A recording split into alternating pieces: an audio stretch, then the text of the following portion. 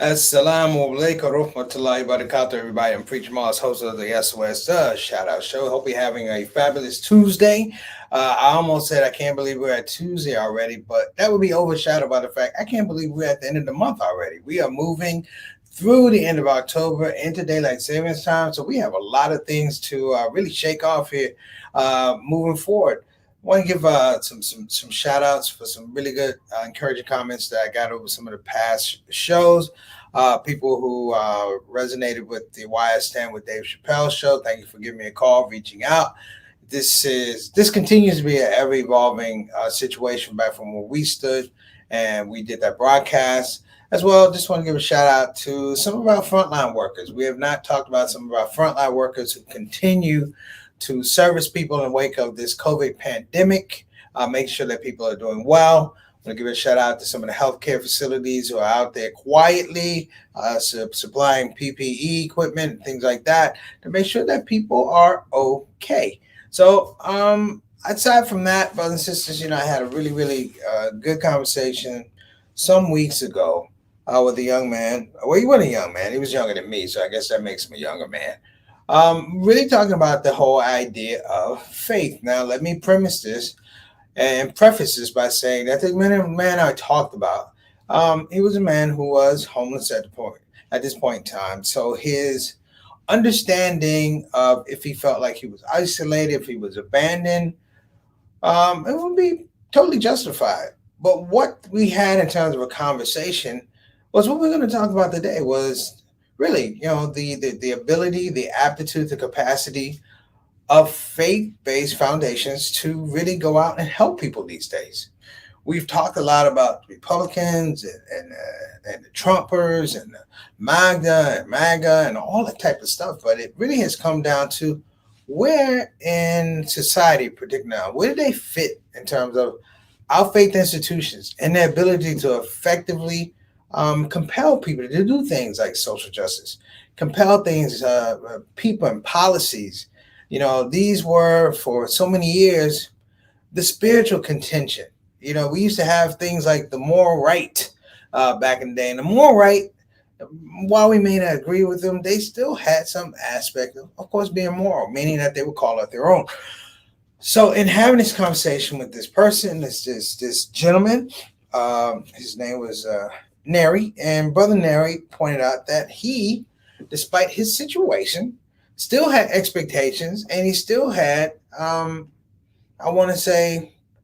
expectations, but I want to say he held out for the fact that despite how crazy things were going, that there was a space for our churches and our mosques and our synagogues to really get involved in helping the communities that they claim, in his position, that they claim to serve, that they claim to frame in terms of the religious doctrine, the specific aspects of pedagogy.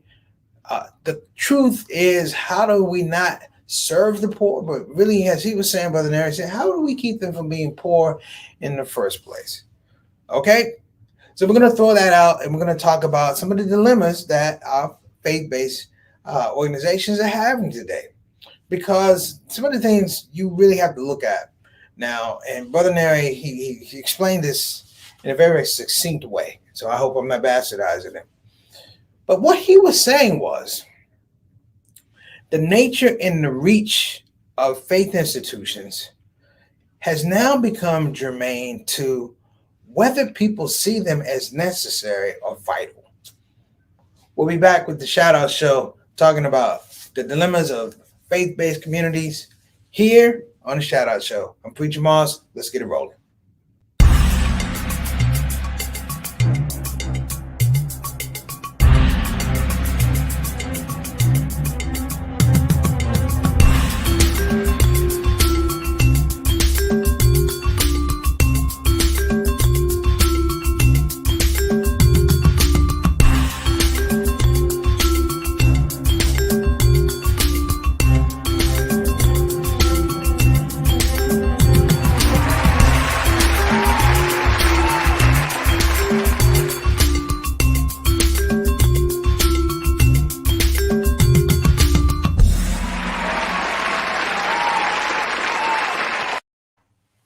right, and we're back. Before we get into today's subject matter, I want to make sure that I give a shout out to my friend brother Jazz, who's doing great work over at Convenience Urgent Care. He's donated timelessly in terms of masks, PPE equipment. And if you are in the city of Houston or in the suburbs of Houston, check out Convenience Urgent Care on Parker Road and Cypress, and also in Pasadena, Texas. Now, brothers and sisters, before we get started, I want to make sure that I properly frame what it is we're about to talk about today. This is not an argument against religion. Not at all. This is not a takedown of the ability and the responsibility of religious institutions. It is not that. It is an argument and a discussion more so about how we align core beliefs and core values to address present day problems. How do we take our core values and our religious alignment with our doctrine and our scholarship and our holy books and turn it to a situation that can positively affect that situation? All right. Before we do that, I want to make sure I give some shout outs. If you're coming on the shout out show for the first time, thank you so much for coming. Let me tell you how this works. First of all, we're glad that you came to the show. We appreciate that. Second of all, you know what? To be a part of the shout out show is very informal. We just ask that when you come on, you have some ideas or you share who you are so that we can properly give you a shout out. Meaning that we acknowledge your presence, we acknowledge your existence, we acknowledge that you are going through a human experience. That is what the shout out show essentially is.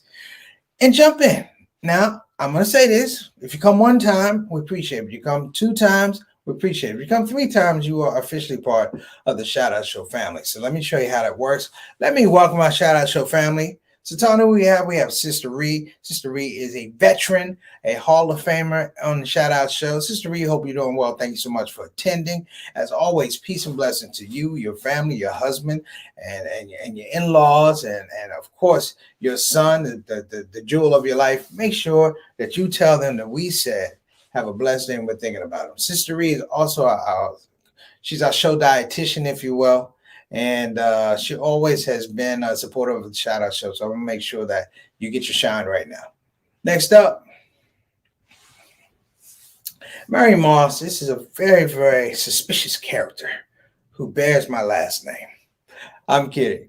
You call her Mary Moss, I call her Mama Son, who is, without doubt, really one of my inspirations in terms of creativity. My father being the other one, Clifford Moss Jr. It's interesting and it's a blessing that you can have your parents engage on concepts and content that you bring to them and you bring to everybody else and have that adult conversation. Sometimes we agree, sometimes we don't agree, but it doesn't supersede the fact that I love the support that I get from my parents and I appreciate it. Mom and son, love you. Thank you so much for coming on the show. We will argue about this thing later. Next up, Altaf Rashid, my main man. We call him Mr. 6 o'clock, straight up, straight down, always on the show. He was our Canadian ambassador to the show. Let me tell you a little something about Altaf Rashid. It's interesting when you have people come to the show and they're not from the United States, but he brings a particular type of flavor and support that in his own way and in my own way, I do connect with that whole aspect of across the border. If anybody's been to Canada, whether it be Winnipeg, Ottawa, Toronto, Vancouver, it's a different vibe when you go above there. And I appreciate Brother Altaf because he brings that vibe to the show and reminds me in some regards that things are different outside of the United States. And I'm not saying bad or good, just different. And it gives us a little bit more of a flavor and elasticity in some of the topics that we talk about.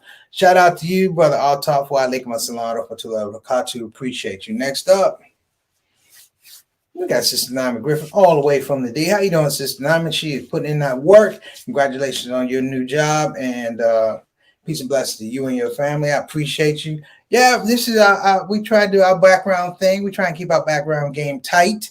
This is one of my favorite backgrounds, so appreciate you. Make sure I told everybody, Sister Nyman, that your grandmother is an amazingly dope jazz singer. I think next time I'm going to try and put her stuff up so we can support her on I guess iTunes or whatever it is, Amazon, wherever she can get some credit and get some money for supporting the jazz art and contributing to the jazz art form. Tell her I appreciate her, and big shout out to Grandpa too. Next up, This is Akina Majahid. Thank you so much for coming on the show. Wa alaikum assalam wa rahmatullahi wa barakatuh. Peace and blessings to you and your tribe. Keep continuing to do good things, and good things will come to you. Thank you so much. Next up, Sister Aika. Wa alaikum assalam wa rahmatullahi wa barakatuh. From all the way over, brothers and sisters, all the way over from Indonesia. She checks in, and we appreciate your support. Tuning in early. I think Father just came in a little while ago. Thank you so much for your support, Sister Aika. Not in Jakarta, brother and sister, but in Depok. Thank you so much, Sister Aika. Next up, and we got my brother Johnny L. Thomas, better known as JT to me. Thanks so much, brother. And have Brother Jordan check his email and his text. I completed the questionnaire he sent to me.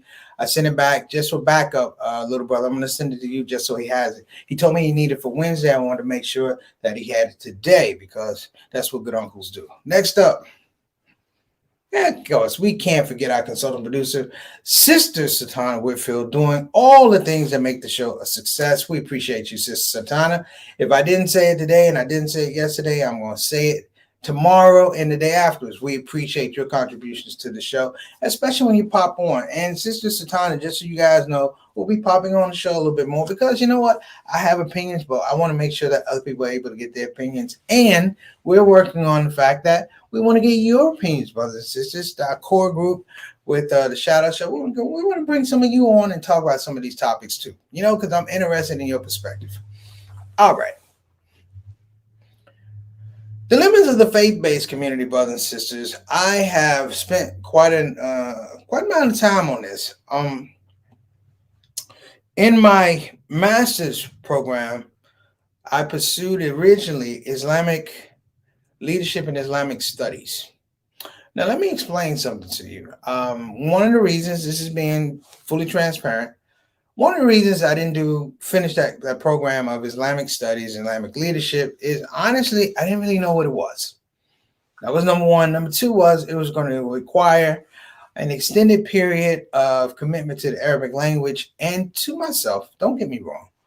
To myself, I was like, I don't know if I'll be able to use it in the capacity of what I've been doing in terms of community work, comedy, etc. It would be something where I put a lot of energy into it. I'm not sure that it would enhance what I was doing other than help me get a degree. Therefore, I switched to Islamic education. And Islamic education is a lot closer to what I've been doing over the years, working with communities, working with youth and things like that. And I have to go back to the conversation I had with Brother Neri.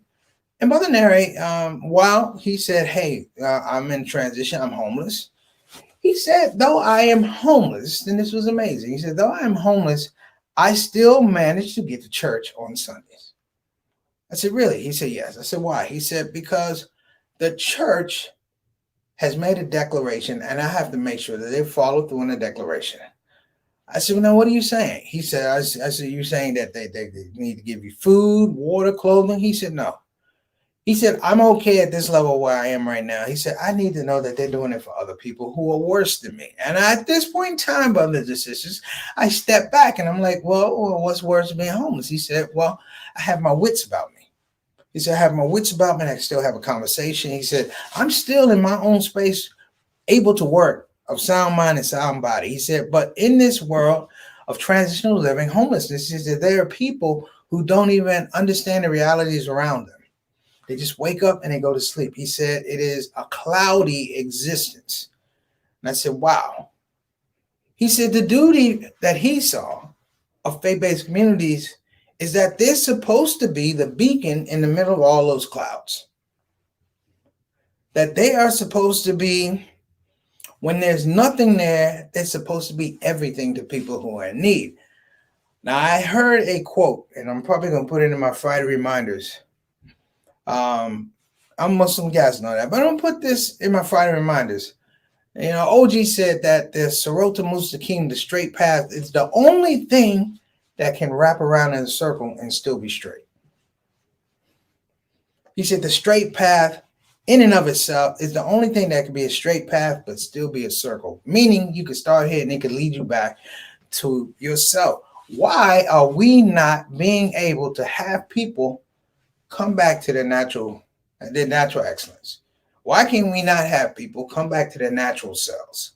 We all go through trials and tribulations, brothers and sisters, but it could be that is it the level of trial and tribulation that we're dealing with are so all consuming that we can't care about other people.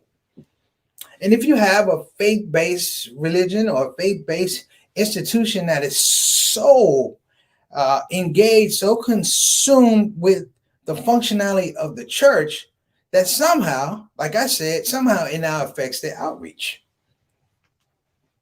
During the pandemic, it was interesting because I saw different types of outreach. I saw massive food giveaways and things like that. And for the first time in my life, literally, I was online with people who were giving out food to the needy, but they were right on the margins of needing that exact same food for themselves. I was one of them. I'm not gonna lie. You don't know the feeling that you're giving away food and you're like, man, I might need one of those bags. And of course, my brothers and sisters was like, go ahead and take a bag. I was like, no, I'm gonna be okay. Because someone, just like Neri said, they might be worse than me. I'm sound of mind and sound of body that can get up and do something. But has it come to the point, especially with today's politics, which is another thing I want to get about, has the political overload that we deal with every day, we talked about the negativity economy yesterday, has it become the thing whereby even faith-based people believe that their faith only works to a certain extent? Could it be that right here, right now, as we speak, there are people who believe, brothers and sisters, that my faith is limited? It's limited to the situations around me, that my faith somehow lacks capacity and lacks focus to deal with problems. Now, I said about the negativity economy yesterday that sometimes producing so much negative content, like I talk about the fact checkers. If you ever want to make a fact checker check, make them continue to check lies. They check for the truth. Then you give them a plethora of lies.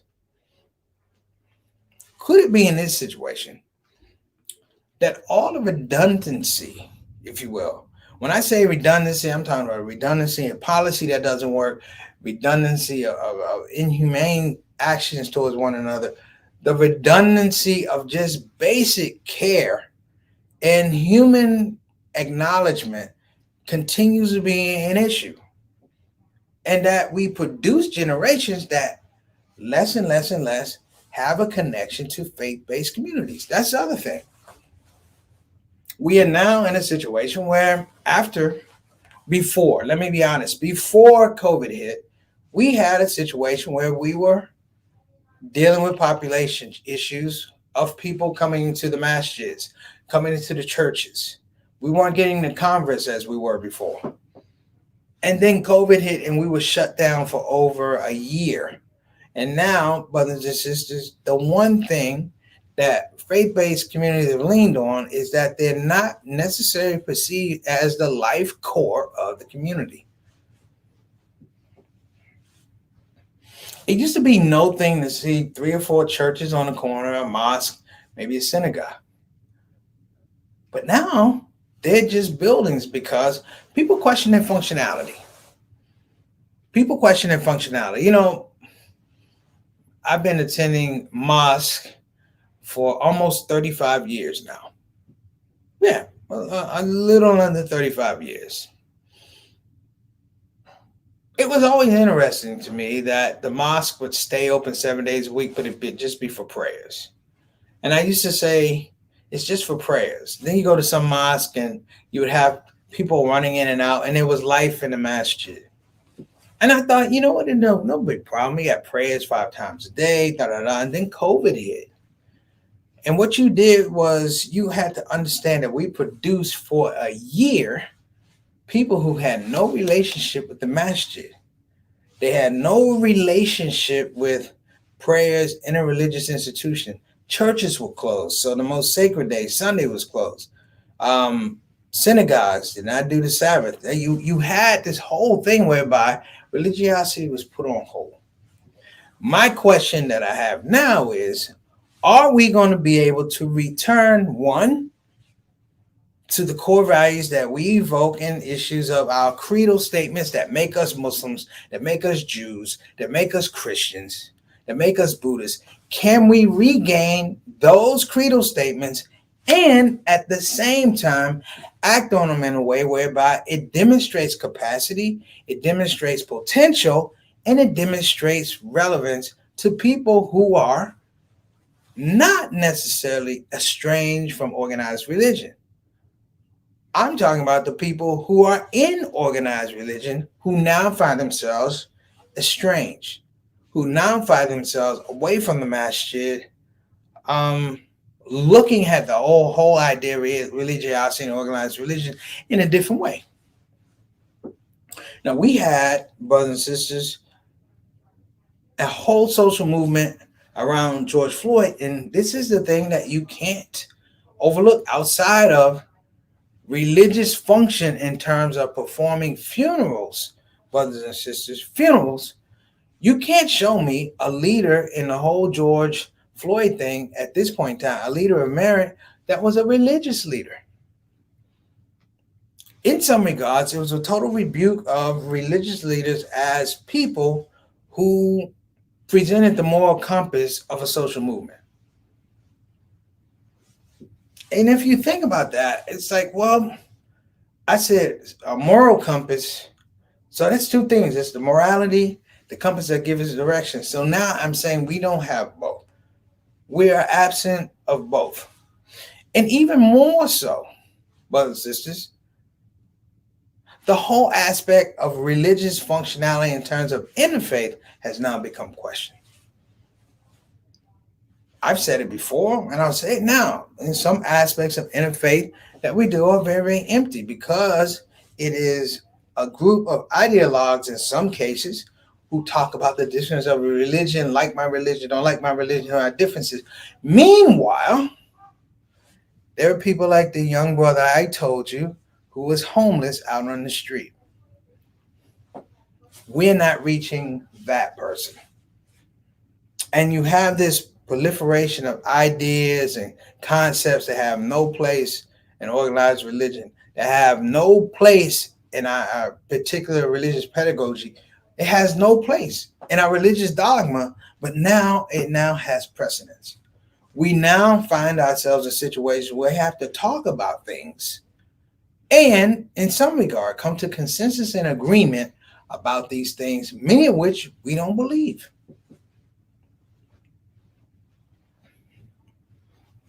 So the question is, brothers and sisters, we go to the masjid on Friday, or you go to the synagogue on Friday, or you go to church on Saturday. Are we literally, I want to say, doing something that's perfunctory, doing just the routine? Or are we really, really going and praying and establishing a religious identity that people can, if not engage with, at least acknowledge? At least acknowledge. If you look on television these days, you'll find that television is less and less and less and less and less about what? Religious identity. People have been very successful in some regards of removing race or the idea of race oppression or even the words critical race theory or even the words, yes, let's say it, white privilege. They've been able to remove that. But the thing that they never had to put on television in the first place is somehow an acknowledgement of religious awareness, religious presence, and in some regards, as we look around the world and how things, religious jurisprudence. The other law beyond the law. Let's bring in Sister Satana. Sister Satana, what do you think? I've been on a rant. What have you been thinking about this? And I'm bringing in Sister Satana because she does work in that space. What do you think about that, Sister Satana? Assalamu alaikum wa rahmatullahi wa barakatuh. Warahmatullahi wabarakatuh. Yeah, there is, a huge dilemma in faith-based. I think also, and I kind of had this conversation today, I don't see a succession plan in a lot of faith-based organizations. Wow. So I like that. um, Continue with that one. you don't see that. I think that there is, you don't see a succession plan. You don't see the next generation Mm-hmm. as we in the same volume as our parents or our grandparents who Right. attended faith-based organizations. So a lot of the information, the um, like you said, even the religiosity of that religion is not passed down. And so then, we try and get all these buildings and, but I'm like, what's the plan for like 10 years? Like once this generation, like what's the plan? Right. Right. So that's a situation that I grapple with. Um, because and you saw less of it during the pandemic, right? You saw a lot because we weren't doing any outreach to that generation. So of course they're not going to um be included or be, feel that they're engaged. Because Um, we did two Ramadans during the we did pandemic. two Ramadans. We had Yeah, two Ramadans in the middle of the pandemic. I'm like, yeah. I guess, Hmm. and don't get me wrong, the outreach to communities, food, clothing, all that's Hmm. important. But we don't have the representation. Like, there's nobody. I'd like to say, there's nobody in the middle of the street with the newspaper up. Right. That's Right. become passe Yeah. to actually have physical communication where you have that conversation. I'm not saying fishing like the ONI or anything like that, but it was a different type of interaction when you would talk to people. Like Mm-hmm. everyone, one of the things I ran into, and some people talked about this when we had the pandemic, cookbars became virtual cookbars. And I Yeah. have to tell Still are. you, Still I was are. one of the worst. I was one of the worst watching the virtual cookbar because I didn't feel like I was in a room with other people. That it was like watching television, really bad TV. Yeah. I'm watching bad TV. Yeah. Camera's bad. There's no internet. There's no production value in a lot of cases. Like, all right, click, let's go. And I'm putting that to the side. But what I'm saying is that there was something that was lost in transmission a lot of times. Mm. Sure. Sure. If people understand from a believer point of view, if you will, to get when I was a kid to get to church on Sunday was a major milestone, and as Mm. an adult, to get to Juma on Friday is a major milestone. Not Yeah. anything you regarded lightly, like the homeless brother I told you about. He said wherever it is, that on Sunday he managed to get to church somewhere, and I'm Hmm. like, this level of dedication that the guy is telling me, he's like, and he's giving him his reasons. I'm like, because his understanding of faith is much more nuanced than what I'm even thinking about. What he's saying, his words that are coming out of his mouth don't really match the light right now. What this guy is saying about what's important. And you're talking Mm. about no succession plan. Are we even teaching our youth faith? That's my question. Are we scared to? We teach them a religion, but are we teaching them the value of faith? Yeah. And even are we scared to? Are we scared that they were going to lose them if we teach them faith? Ooh. You You know? guys, you gotta say that again. As Yeah. a word, as I say, you gotta say that for the gram. You need to say that again. Are we afraid? Say that. How'd you say? Are we afraid to teach them because we think that we're going to lose them? Like they're not going to be interested. And so we try to appease them. And I've seen it too. I've seen it. And I'm like, we're the adults in the situation. And so then teach them what is right. Right. Not if you think that, okay, you're gonna, oh, I'm just happy they're here in, the masjid mosque, synagogue, church. I'm just glad that they're here. But, you're still not teaching them what, is correct in your faith based, right? Yeah, I mean, I had a conversation with my dad I don't know, a bunch of months ago. We were talking about religion, and he was like, he's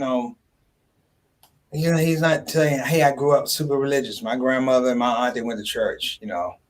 But he said there was always an understanding of faith, Mm. whereby you will be based against that. Even if you didn't go to church or anything, your actions had a barometer by which you will be judged. Sure. And the barometer was so strong, Mm-hmm. it was your mother's faith or your aunt's faith that was so strong that it made you not want to do certain things. Right. It made you not to want to be caught up in certain situations and things like that. Mm-hmm. You didn't want to disappoint your family. Yeah. Yeah. It's huge. It was real huge. Yeah.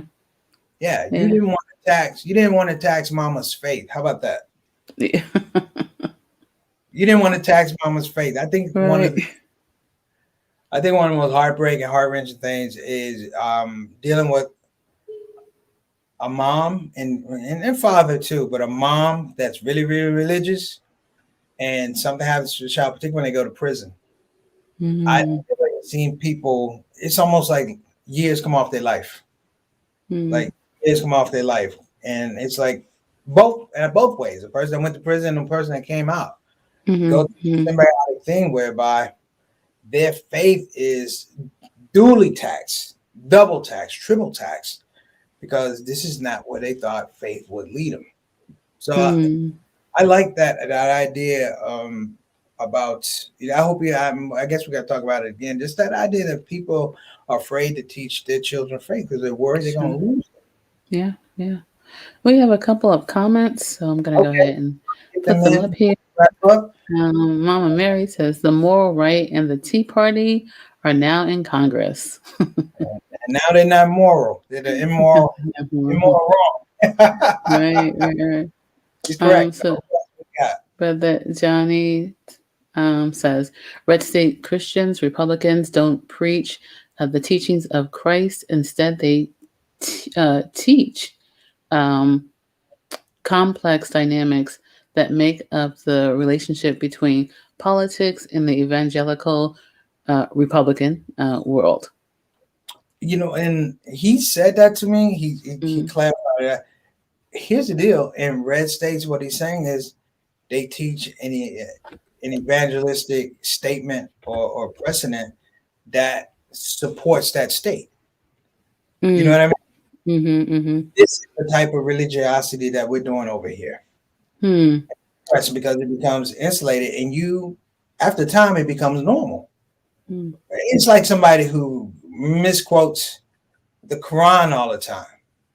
Hmm. Okay, what happens after a while? They'll get around a group of people, and they're still misquoting the Quran, but people will listen because it's the amount or the quality of Quran that's been referred to in the first place, Hmm. right? Not that it was correct, but it's just so much of it. Something must be correct in it. Hmm. JT, thank Sister, you for that statement. yeah, thank you. Sister Naima has a few comments. Um, One thing to be considered, some people do things now only to be seen, not to affect change. Everything Mm-hmm. is always recorded for someone else to see and judge. People want to always show other people how kind they are and are instead of just being kind behind closed doors, right? That's the difference between genuine and fake. We've gotten so far from kindness without conditions. So yeah, Yeah, for sure. well stated. Um, like you said, they're doing it for the gram, right? They want the Doing it for light, and yeah, it's interesting because they've actually shown a couple of people who may have were doing it for the gram and they left their cameras on, and then it was like, oh wow, this is what they really thought. So they really weren't being genuine about their posts, but and then they were kind of found out, right? So but that's uh, true. Like yeah. sometimes I want to go somewhere and just do some good work, like everyone else. And I don't want pictures taken. I don't want that guy's lifting boxes. Let me just lift boxes. Mm, mm, I think of all the sisters that used to cook food. They just cook food. mm, That was yeah, it. It was there. yeah, No yeah, other conversation other than thank you and I appreciate you. yeah. So Sister Naima continues and says a lot of times the younger generation doesn't see how religion understands or supports them. Very good point. The older Muslims don't bring the younger ones. Um, the younger ones do. True, This is because true. I think This there's not a connection. You know. Um, Well, yeah. I mean, if you want to see mm, you want to see a Muslim that's 70 years old, that's nice, but they can't relate necessarily to what you're doing when you're 15, 16, or right. 18, or your Mm, music. And sometimes they don't know what your challenges are. This is no knock on them, but this is just the aspect of hmm. the generational gap that happens in religious Yeah. spaces. Yeah. Yeah, Yeah. And you have a lot, and this is across all religions, where you have yeah. grandma and grandpa bringing the grandkids, and so there's a generation that's lost, right? Or You raising a know, grandkid.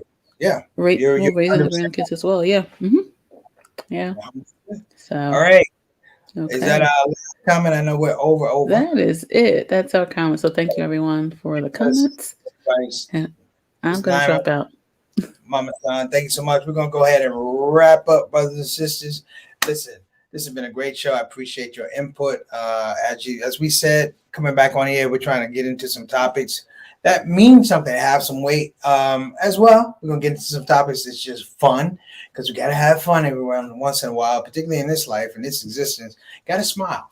So I appreciate you. I appreciate your comments. We're going to go ahead and get to our sponsors. First up, we want to give a shout out to BeFinanciallyIndependent.com. Again, that's BeFinanciallyIndependent.com. You know what it is. Call 1-888-496-6845. Again, that's 1-888-496-6845. I want to give a shout out to my cousin Jamie K. Samuels and her husband, um, Kendrick Samuels. 15 years of marriage, brothers. This is 15 years of marriage. There you go. There you go. In Islam, they say Allah likes odd numbers, so you should quit and don't do it anymore. No, I'm just kidding. Try and get 17. That's what I'm saying.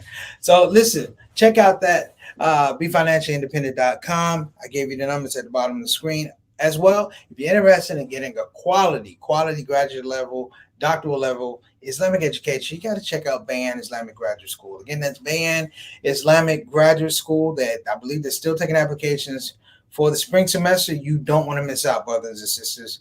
I told you about being in a program. I have absolutely no regrets for getting my master's degree in Islamic education because you know what? Allah knows best, and it lined me up with things I'm doing, working with youth, trying to do advocacy, and of course, educational consulting. So Allah knows best. Now, if you want to get that information, go to bayanonline.org. Again, that's bayanonline.org. Check them out. That's our show for today. See you tomorrow, inshallah. Assalamu alaikum warahmatullahi wabarakatuh. Shout out, Chew. I'm out.